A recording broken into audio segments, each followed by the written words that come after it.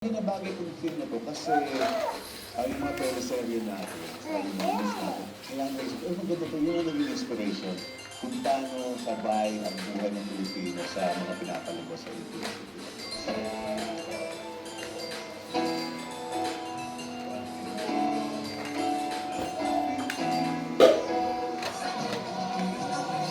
Makalipas ang 2 dekada, maraming sumunod na awit ng Christmas ID at mga panibagong hamon. Salamin pa rin ang awit ng puso ng Kapamilya Company. Isang mensahe na nananatiling totoo sa lahat ng panahon, hindi lang tuwing Pasko. Anjo Pagawisan, ABS-CBN News. Mapapanood na po natin ng ABS-CBN Christmas ID 2025, Love, Joy, Hope sa Taytay ngayong Pasko. Bukas po yan, November 14, bago mag-TV Patrol. Ngayon bago dati after. Samantala mapapanood po sa mas malang oras ang TV Patrol bukas at Lunes simula 5:15 ng hapon.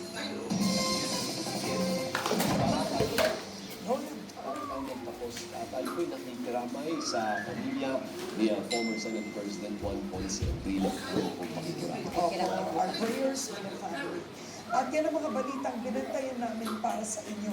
Tuloy-tuloy ang pagpapatrol sa Kapamilya Channel, Kapamilya Online Live at A2Z. Ako po si Karen Davila. Hindi ka ba excited? Tagal mo inintay na hindi dapat mag-alala natin. Ang abra. Nakanya akala ko mag-alala. Sige na, go.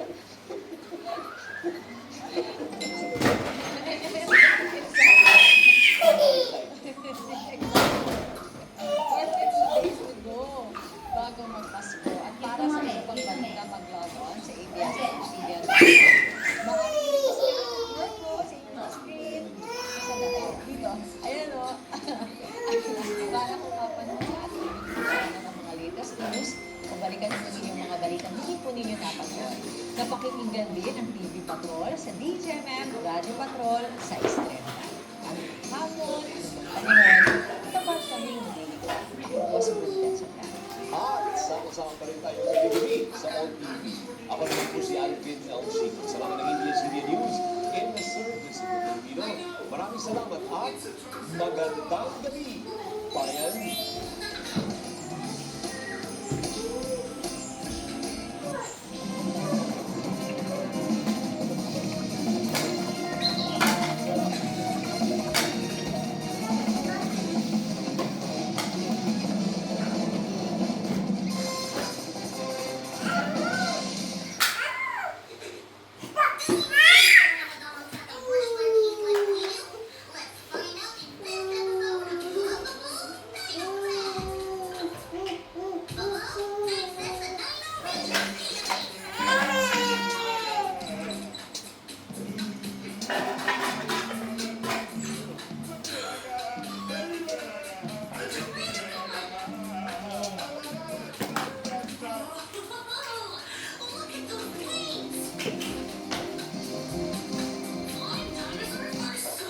You, Mr. President.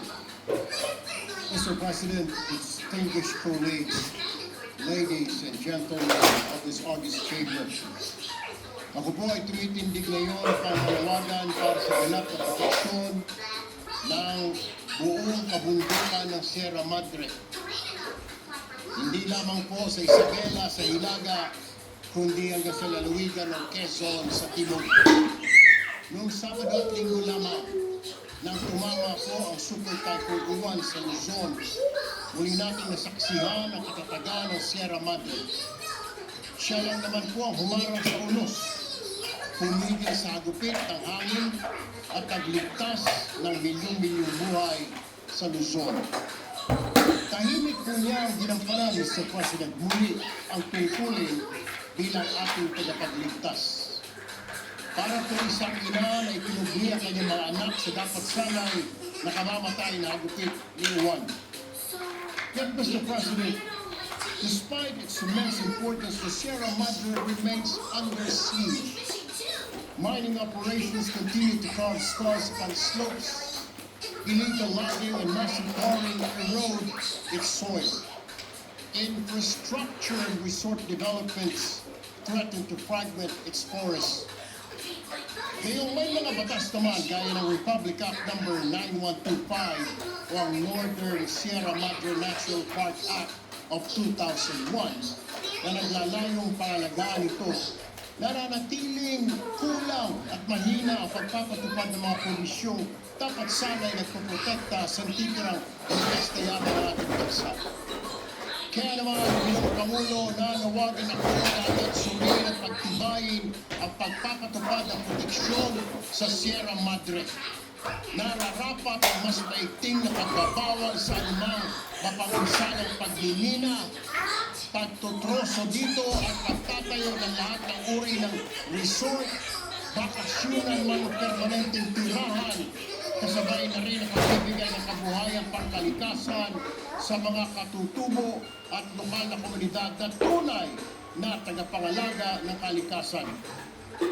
Mga kasama, kung ang Sierra Madre handang isakripisyo ang sarili upang tayo ay mailigtas, hindi ba't napapanahon na tayo naman ang magligtas sa kanya?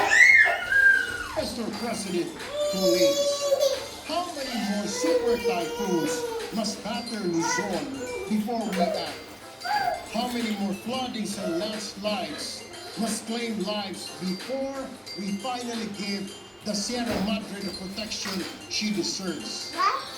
The Sierra Madre saved Luzon countless times, from Typhoon Yolanda, Rolly, Paeng, and now Uwan. But who will save the Sierra Madre, Mr. President? It cannot speak for itself. It cannot march to this home. It cannot plead for mercy against bulldozers and chainsaws. It relies on us, the people's representatives, to give it voice and legal protection. Ginoong Pangulo, mga kasama, ang Sierra Madre po ay buhay. Siya ang ating sandigan. Ngayon na ang panahon para ipakita na kaya rin natin ipagtanggol ang nagtatanggol sa atin. Kaya po, sasabihin ko, maraming salamat, Sierra Madre. Thank you, Mr. President. Thank you, my fellow legislators. Thank you. Thank you very much. Senator Erwin Tulfo, it is not only once that Sierra Madre has saved Luzon and the Philippines. Yes, Majority Leader. Yes, Mr. President, Senator Rafi Tulfo is seeking the floor for manifestation. Senator Rafi Tulfo is recognized. Thank you, Mr. President.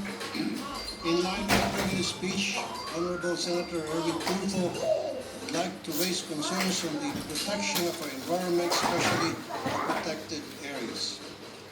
3 years ago, I expressed my opposition over the Kaliwa Dam project because of the irreversible harm it will cause to the ecosystem of Sierra Madre and because of the affected indigenous communities. Several environmentalist groups further raised their concern on the threat to the lives of 100,000 residents. Once it's built, it will be constructed within a zone of two active tectonic belts, the Philippine Fault Zone and Valley Fault System. At dahil nasita ang DNR, sinuspindi ang proyekto. Kung hindi pa nasita, tuloy-tuloy ang proyekto. Inamin ng DNR na hindi pa compliant ang proyekto sa zoning requirements. At the moment, may go signal na ulit sa Kaliwa Dam Project. Dahil ba ang atensyon ng mga tao? Are the concerns of the indigenous people addressed? While the MWSS claimed that only half of the village will be affected. Indigenous groups and villagers said the waters would submerge up to 90% of the village, as only houses situated 70 meters and above will be spared. Ito po ang matagal ko nang sinasabi at paulit-ulit.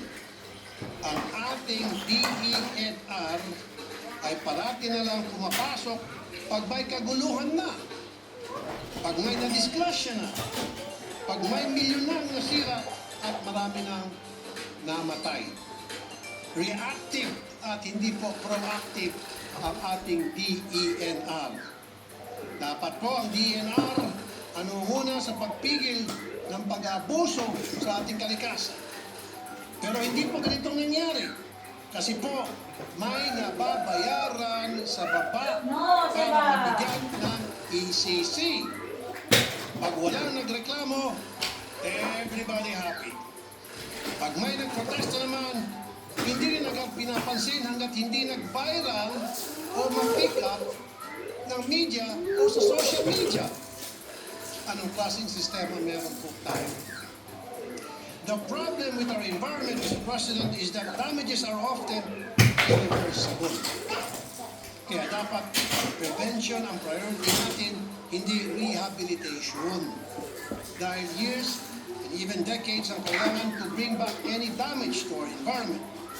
And the cost is nowhere near any economic advantage that we can gain from some of the projects. And that is why we have the E-NIPAS Act, or the Expanded National Integrated Protected Areas System Act. These are areas that we recognize as sacred and need absolute protection. But from our experience as Kaliwa Dam, sa resort, sa Chocolate Hills, sa Mount Apo, at sa wind farm energy projects at sa Masungi, ang mga regulasyon ay optional. Depende kung magkaroon ng kadahilanan. Sa magkanong kadahilanan, in some ways. Ang mga environment compliance certificates ay nabibili gaya ng mga birth certificates at diplomas dyan sa recta. I have discussed this matter with my fellow senators who are environmental advocates, and they agreed with me that we must review the E-NIPAS Act. There's a need to instill better regulatory system. Community participation in the regulation must be strengthened. But just like infra project, it is the communities that point out irregularities. It is the community that has genuine concern for the environment.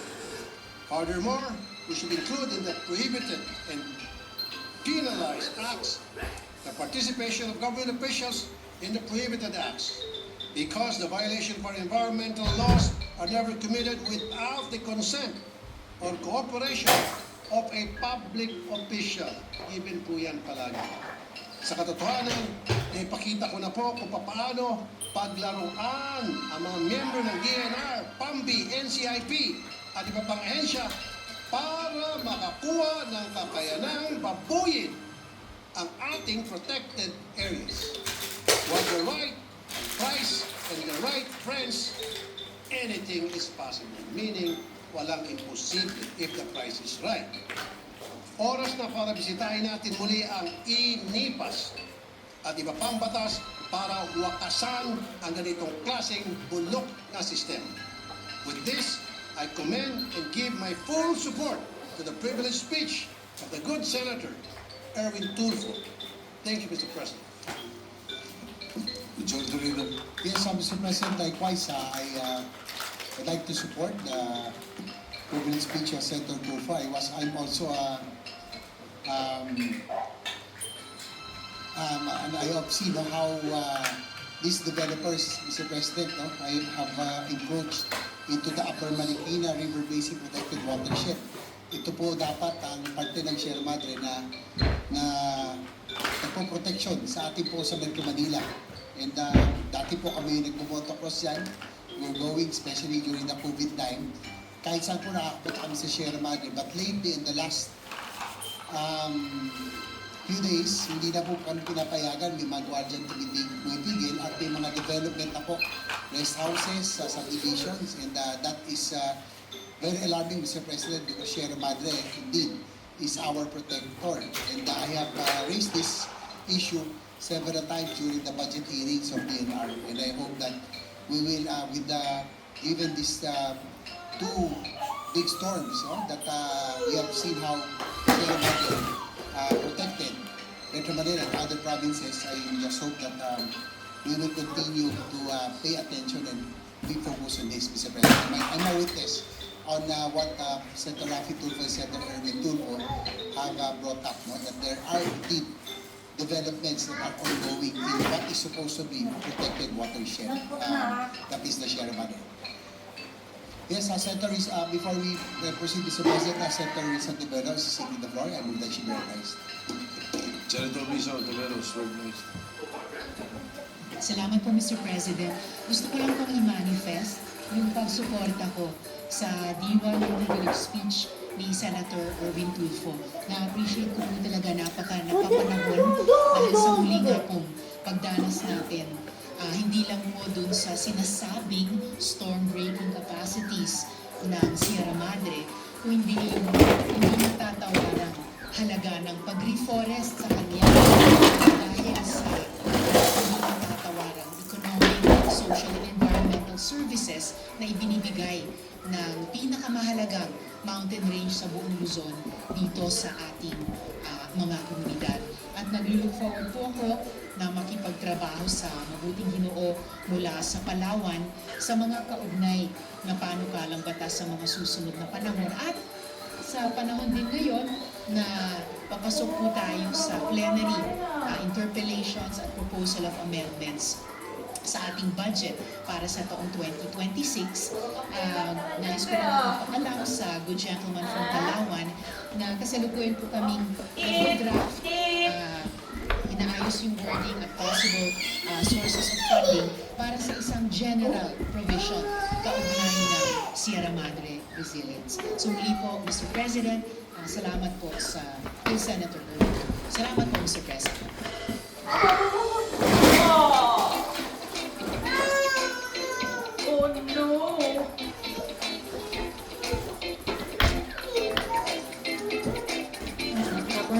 Oh! Very good! Ang lakas mo, Totoy!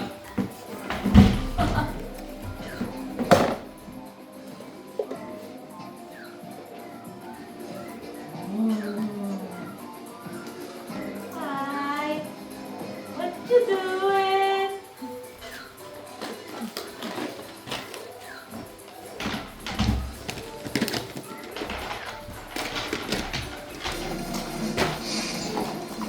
What's that? Mouse.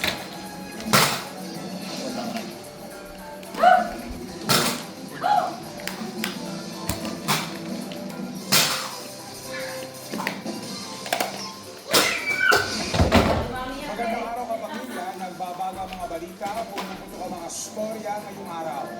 Live sa ABS-CBN News Channel, Kapamilya Channel, ATZ, GPTV at AllTV2. Mga impormasyon mahalaga live din sa YouTube at TikTok, no more, no less. Kapit ng Express.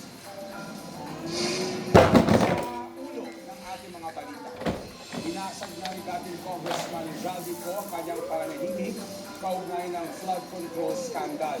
Ibinunyag ko na si Pangulong Ferdinand Marcos Jr. umano ang nag-utos kay Government Secretary Amena Panganiban na ipasingit sa kanya 100 bilyong pisong halaga ng mga proyekto sa 2025 national budget. Ayon kay ko, kinausap siya ni Panganiban sa budget insertion sa pagsisimula ng bicameral process noong 2024. Dagdagin ko, kinumpirma niya ang sabing utos kay Undersecretary Adrian Bersamin at inireport din kay Romualdez. Tinawagan ko po agad si Secretary Bersamin at tinanong ko kung may instruction na ba ang Pangulo na magpasok ng 100 billion during their meeting. Ang sabi niya ay totoo nga po. Tinawagan ko po si Speaker Martin Romualdez at ni-report ko ang instructions ng Presidente to insert the 100 billion projects. At sinabi niya sa akin, what the President wants, yes. Ikinuwento rin ko na umalis siya ng bansa para sa isang medical check-up noong Hulyo at babalik sana pagkatapos ng State of the Nation Address. Pero kinausap umano siya ng umuwi sa telepono na huwag umuwi at iniutos umano ng Pangulo na alagahan siya. Hindi anya, alang gagamitin pala siyang Drink your water, palakiputas Bella. sa kampanya ng administrasyon laban sa katiwalian. Linis nga natin para wala ka nang masamang laruan. Tagal akong hindi nagsalita. At nakapukot sa ako. Nang bumalik ng Pilipinas at manahimik.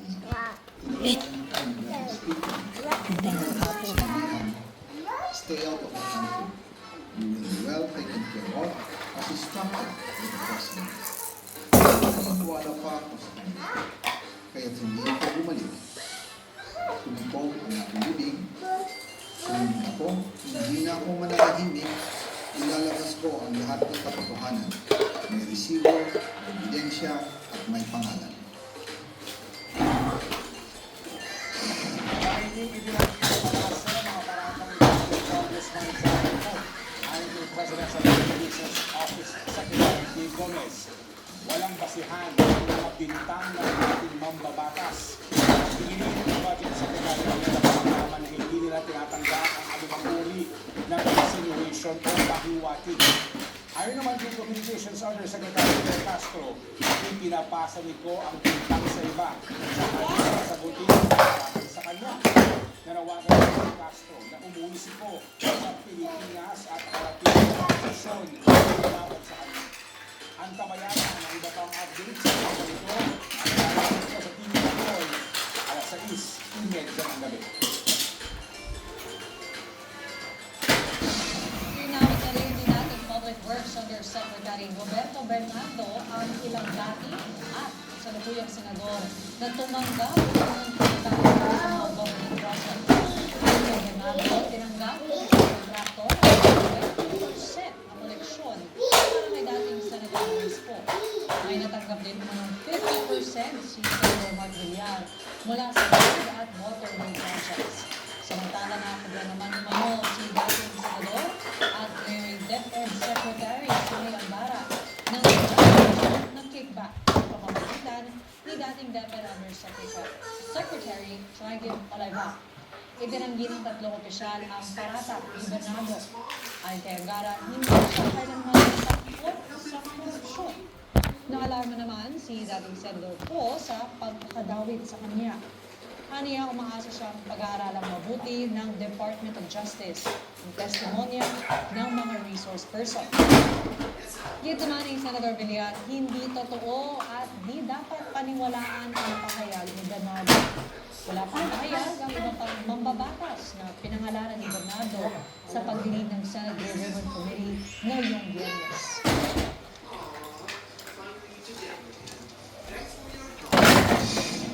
Sa ibang balita, bimbog ang isang kasambahay matapos pagnakawan ng mahigit 1 milyong pisong halaga ng mga alahas ang kanyang amo sa Barangay Culiat sa Quezon City noong Martes ng gabi. Wala nang nagawa ang sospek kundi ilabas ang ilan sa mga ninakaw niyang alahas na itinago niya sa maliit na kahon. Ayon sa Quezon City Police, kasabwat ng babae ang kanyang kinakasama na siyang nagsasangla ng mga alahas ng mga pawn shop. Arestado rin ang lalaki. Nabawi sa kanya ang isang pares ng hikaw ng biktima at mga resibo ng mga isinilang alahas. Aminadong dalawa sa ginawang krimen para sa reklamong qualified theft ang kasambahay habang sasampahan ng paglabag sa anti-fencing law ang kanyang kinakasama.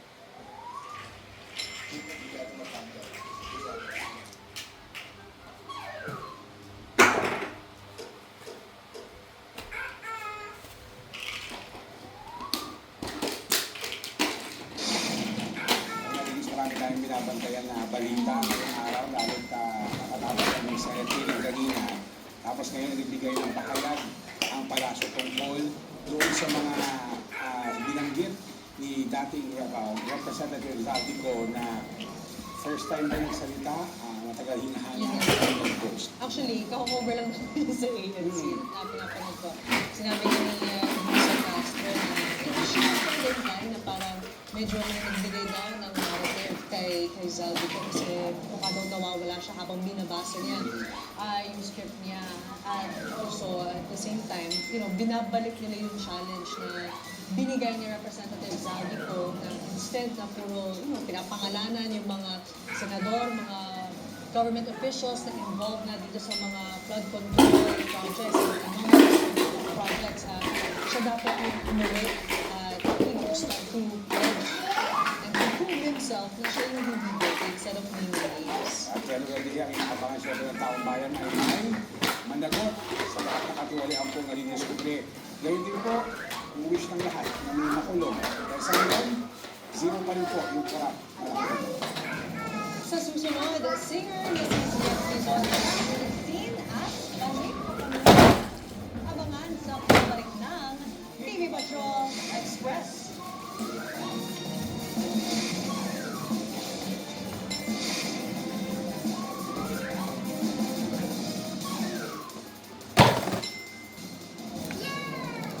Hello po mga kapatid, ako na babaan ng volume ng aking natin. Baka marinig yung mga sinabi ko rin TV Patrol Express. Dahil mga kapatid, dahil tayo napapanood sa YouTube, ganoon din po sa TikTok. I-search na po ang TV Patrol account sa TikTok para maka-access sa ating live program. Mag-like, share, follow, and comment na rin po kayo. Si Ate Linis niyo po medyo pahinga. Hindi po siya maya-maya. Shoutout po tayo sa ating mga viewers. Hello po kay Jerry, Sarati Tandok Jr. Maaga po tayo ngayong araw. Sa Monday din po, maaga tayo 5:15. Today on Monday lang po dahil inaabangan nga natin yung Christmas ID ng ABS-CBN. Mamaya po yan bago mag-TV. Ay medyo may konting adjustment lang po sa oras. Today and sa Monday, hello din po tayo kay Ruby Watiwa. Nandiyan din po si Balobaw. Sorry Si Joseph Cortez, nandiyan din po si Carrie Alvin, Russell Vargas. Nakatutok din po si Malugakad, Altea Floresca, Tita Elbe, Sato, hello po. Ayun po si Ate Neris nyo, si Nagsiswitch naman tayo ng Joel Mercado, nandiyan din po si Christina Cloud, Gapulungaw, at si Darwin Cabalan. Ganyang hapon po. Sabi niya po niya mo shoutout kay Darwin Cedillo, Lirio Cedillo, yung mga kapamilya namin yung Takahashi, O'Hara Rosario, sa Barangay Catmon, Malabon. Nandiyan din po si Tiara Santika watching from Germany. Happy birthday kay Naya. Kasi happy birthday. Sana po masaya ang araw ninyo. sa taas ka, diba? Sa taas ako din. Okay, eto, share na tayo. Wala pa rin. Si... Dito ka na nga. Ah! Sorry, hinihintay lang pong Ayan. tawagin siya. Si Eduardo De Leon, Ruby Del Monte. Para sa Oh, weather. bago. LTO 1976 at Joselito Conrado, Shukran daw. At si Marge. Hi po, Kuya Jeff. Pasyado lang po sa team sa Discord server. Hello, at si Kiara Santito watching from Germany. Happy birthday. Ayun na lang. Hello po, ma'am. Kamusta? Hindi lang iniwan. Sorry. Ay, mga kapamilya, and good news po, wala pong weather disturbance. Pero ang bad news ay maging maulan po ang weekend natin. So mag-ingat po sa mga taga-Southern Luzon, Visayas at Mindanao dahil medyo magpapaulan po ang IPVB. At ibig sabihin po na may banta ng mga pagbaha at pagbuho ng lupa.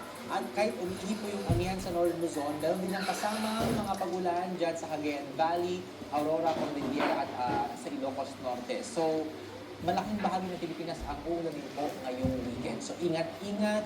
Kung magdala po kayo, agahan nyo para kahit yung hangin pa rin napatuyo, no? Pero sa Visayas, na naapektuhan nga at sa Bicol ng nagdaang mga bagyo, ay medyo maula po, no? So, medyo mahirap siguro yung pagpapatuyo ng mga damit na nabasa ng baha or ng ulan, ng mga bagyo. So, dahil ngayon sa IPCC, po ng mga pagbaha at pagbuho ng lupa. So, mag-ingat pa rin po tayo. Ikaw.